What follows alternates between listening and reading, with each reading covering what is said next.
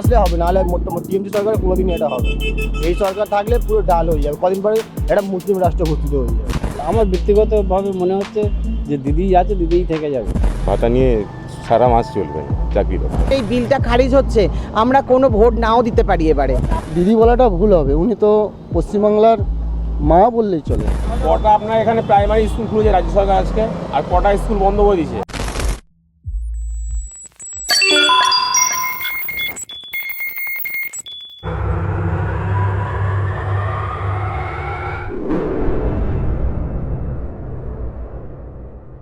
ইতিমধ্যেই রাজ্যে ভোটের দামামা বেজে গিয়েছে। আগামী 23শে এপ্রিল এবং 29শে এপ্রিল রাজ্যে ভোট রয়েছে, অর্থাৎ বুঝতেই পারছেন হাতে আর এক মাসও বাকি নেই ভোটের।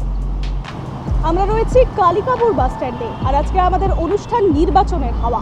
তাই হাওয়া কোন দিকে এগোচ্ছে আমরা সেই দিকে নজর রাখবো। কালিকাপুরের স্থানীয় মানুষরা কি বলছে, তারা কোন সরকারকে চাইছে, আমরা সেই দিকে নজর রাখবো। কোনোদিনই নয়, সরকার কোনোদিনই চায় না আমরা, কারণ 15 বছরে কোনো উন্নয়নই হয় না আমাদের কাছে। যেরকম দেখে নিন অন্য অন্য রাজ্যে দেখে নিন, কাশ্মীরে অবধি টানেল করে দিয়েছে, বড় বড় ব্রিজ করে দিয়েছে, ওদের জন্য কত কিছু করে দিয়েছে। আমাদের দেখুন পশ্চিমবঙ্গ সরকার অন্য অন্য স্টেটে দেখুন 90 টাকা 95 টাকা তেল, আমাদের এখানে 105 টাকা করে তেল। কিসের জন্য আমরা 10 টাকা বেশি দিতে যাবো? একদমই নয়, আমার দরকারই নেই, আমার দরকারই নেই। আমি মমতার কোনো কিছুকে নিই না, আমার ফ্যামিলিকে বারণই করেছি যে মমতার কোনো কিছু নেওয়া যাবে না। বললে বিজেপি, না হলে কোনো কিছু না। বাবা মা সবাই আমাকে সাপোর্ট করে। কোনোটাই নয় আমাদের, না না না, দরকারই নেই ওনার কিছু। আমাদের পয়সা নিয়ে আমাদেরকেই দিচ্ছে, আবার আমাদের উপরে বড় বড় কথা বলে সেই সরকার। একদমই নয়, জিরো। দেখুন চিংড়িঘাটা এত বড় প্রজেক্টটা পুরোটা হয়ে গেছে, চিংড়িঘাট অবধি আটকে রেখেছে। আমি 2016-তে নিউ টাউনে চাকরি করতাম হোটেলে, তখন দেখলাম যখনকার মেট্রোটা চিংড়িঘাট অবধি হয়ে গেছে, এখন অবধি দেখছি যে ওই জায়গাটা এখন অবধি বন্ধ। কিসের জন্য? খিদিরপুরে মেট্রোটা করতে দিচ্ছে না মমতা ব্যানার্জি, কিসের জন্য? আমাদের কলকাতা শহরের উন্নয়ন তো হবে এই কারণগুলোর জন্য। যদি ছোটো ছোটো জিনিসগুলোকে উন্নয়ন যদি আটকে রেখেছে সরকার, তাহলে কী করে উন্নতি হবে? যেরকম একদমই নয় না, ওটা দেখানোর জন্য, কোনো দিনই নয়। আমি তো না, একদমই হচ্ছে না। একদম চাই একদম বিজেপিকে চাই। বিজেপি আসলে আমাদের এডুকেশান, মা বাবার শিক্ষা, আমাদের পরবর্তীকালে যে ফিউচারে বাচ্চারা থাকবে তাদের জন্য অনেক এডুকেশান বা ভালো জিনিস আসবে। বিজেপি আসলে হবে, নাহলে টিএমসি সরকার কোনোদিনই এটা হবে। এই সরকার থাকলে পুরো ডাল হয়ে যাবে, কদিন পরে এটা মুসলিম রাষ্ট্র ঘোষিত হয়ে যাবে। 100% বর্তমান সরকার থাকবে, কারণ বাংলায় দিদি বলাটা ভুল হবে, উনি তো পশ্চিমবাংলার মা বললেই চলে। উনি এই যে জনগণের যে অন্নদাতা এক ধরনের, মানে নিজের বাবা মা এরকম করতে পারে না। উনি সমস্ত প্রকল্পর দিক থেকে এগিয়ে আছে, রাস্তাঘাট, ইলেকট্রিক বা মানুষের শান্তির দিক থেকে উনি অনেক অনেক এগিয়ে।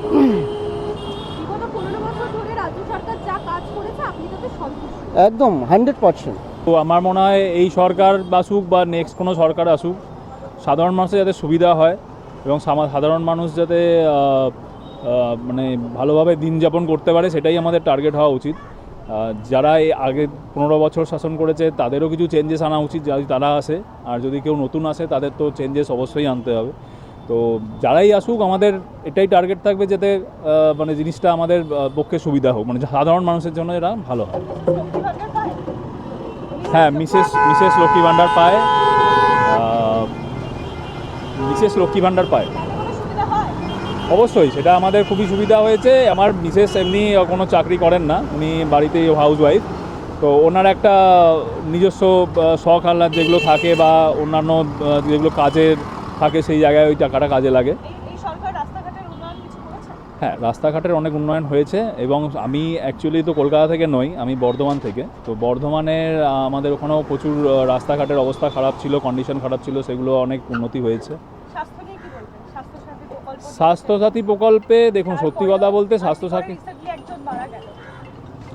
দেখুন আরজি করেন রিসেন্টলি এইরকম তো ঘটনা ঘটছে অনেক জায়গাতেই। সেটা শুধুমাত্র যে ওয়েস্ট বেঙ্গলে ঘটছে তা নয়, বাইরের অনেক জায়গাতেও এই ঘটনা ঘটছে। সেগুলো একটা বিচ্ছিন্ন ঘটনা হিসাবে যদি দেখি, তাতেও আমাদের স্বাস্থ্যসাথী কার্ডের যদি বলেন, তাতে কিন্তু আমাদের অনেকেই মানে যারা গরিব মানুষ বা যাদের খেটে খাওয়া মানুষ, তাদের পক্ষে কিন্তু অনেক সুবিধা হয়েছে। এবং হ্যাঁ, বলবো যে কিছু মানে বড় হসপিটাল বা বড় নার্সিংহোম তারা হয়তো অ্যাকসেপ্ট করছে না, কিন্তু অনেক হসপিটালে কিন্তু এই চিকিৎসাটা করে।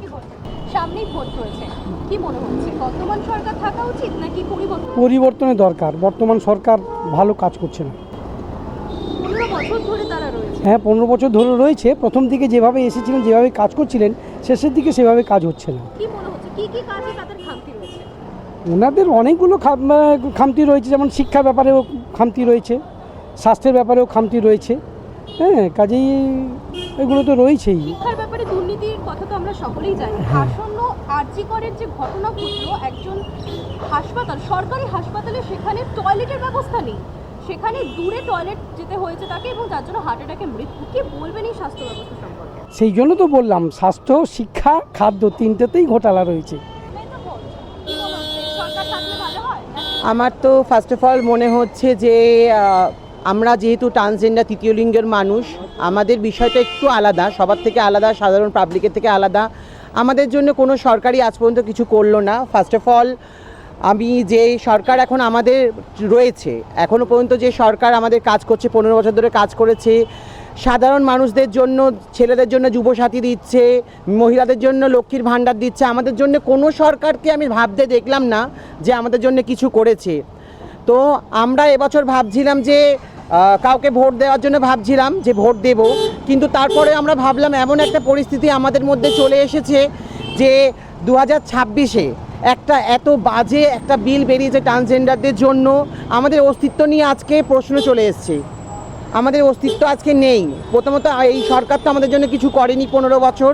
ভেবেছিলাম হয়তো নতুন কোনো সরকার আসলে আমাদের জন্য হয়তো ভাববে, কিন্তু সেই সরকারও আমাদের একটা যে নতুন একটা বাজে ট্রান্সজেন্ডার 2026-এ বিল নিয়ে এসছে, তার জন্য আমাদের ট্রান্সজেন্ডার কমিউনিটি থেকে সবাই অখুশি। এই বিলটা আমরা মানছি না, কোনোদিনও মানবো না। যে সরকার আছে ওই সরকার থাকে ভালো, যে সরকার বর্তমান আছে সেই সরকার থাকে ভালো।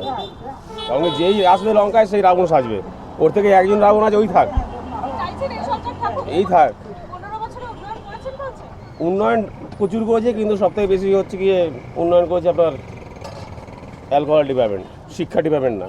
আমাদের লক্ষ্মীর ভাণ্ডার হিজড়াদের কেউ দেয় না, যুবসাথীও কেউ দেয় না, কিছু আমাদেরকে দেয় না। তো কোনো সরকার থেকে যখন কিছু দেয় না, কারোর বাড়ি যখন আমরা যাই, তৃতীয় লিঙ্গের মানুষ আমরা যখন বাচ্চা হয়ে যাই, এটা তো যুগ যুগ থেকে হয়ে এসছে।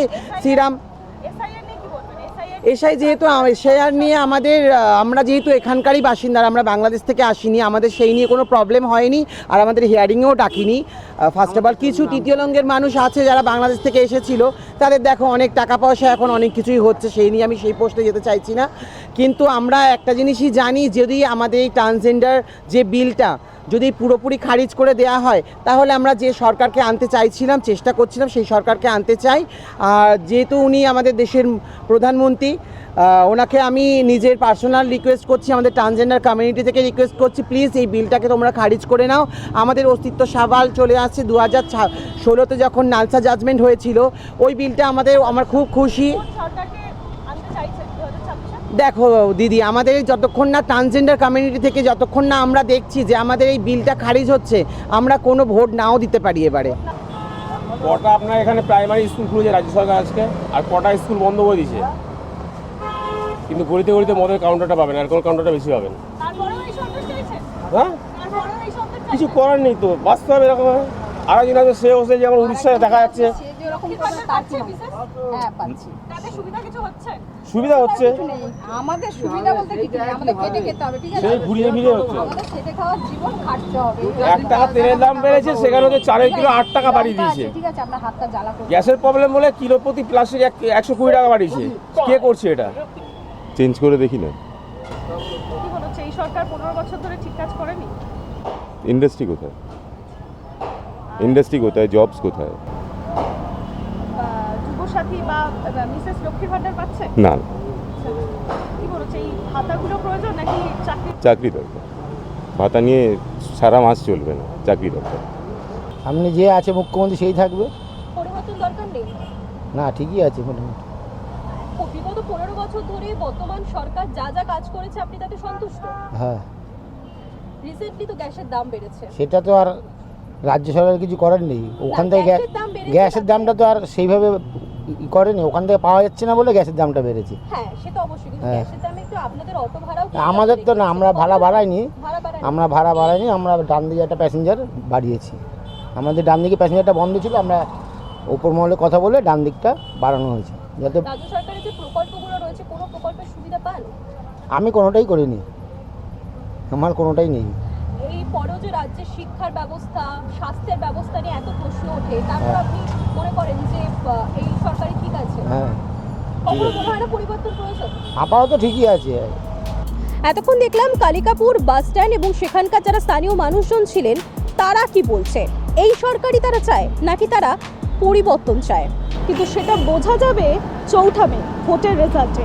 আমি নবনীতা সাত্রা, আমার সঙ্গে রয়েছে সুপর্ণা দাস, ক্যামেরা সৌম্য লাহিড়ীর রিপোর্ট।